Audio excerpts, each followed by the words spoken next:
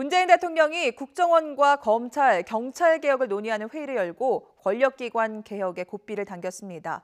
이 논의가 입법으로 이어지지 않으면 과거로 다시 돌아갈까 두렵다면서 연내 국회 통과를 당부했습니다. 보도에 신호 기자입니다.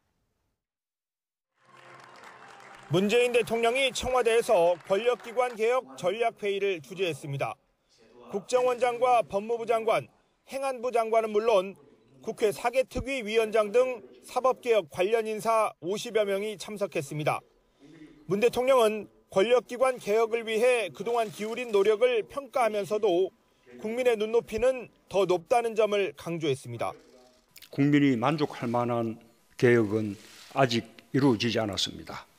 국정원, 검찰, 경찰은 오직 국민을 위한 기관으로 새롭게 태어난다는 각오를 다져야 합니다. 올해를 일제시대를 거치며 비뚤어진 권력기관의 그림자를 완전히 벗는 원년으로 만들자면서 개혁의 법제화와 제도화에 속도를 내달라고 주문했습니다.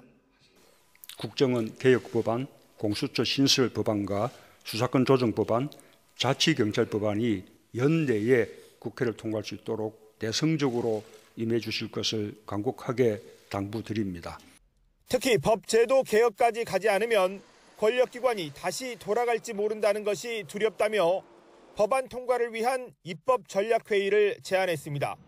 혹시라도 입법이 안 될 경우에는 법을 통하지 않고도 어떻게 권력기관 개혁을 최대한 할 수 있는지 함께 모색해달라고 주문했습니다.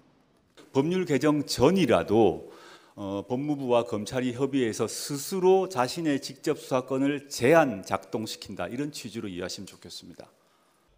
또 고위공직자 범죄수사처는 대통령을 중심으로 한 최고위층 권력자에 대한 특별 사정기관이라며 검찰개혁 방안이라는 오해는 검찰의 과민한 반응이라고 말했습니다.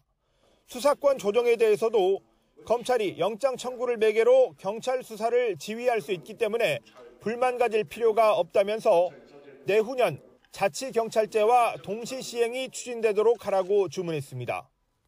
문 대통령은 개혁은 국민의힘으로 쉬지 않고 해나가야 한다면서 집권 3년 차인 올해 권력기관 개혁에서 입법 성과가 나도록 직접 챙기겠다는 의지를 분명히 했습니다. YTN 신호입니다.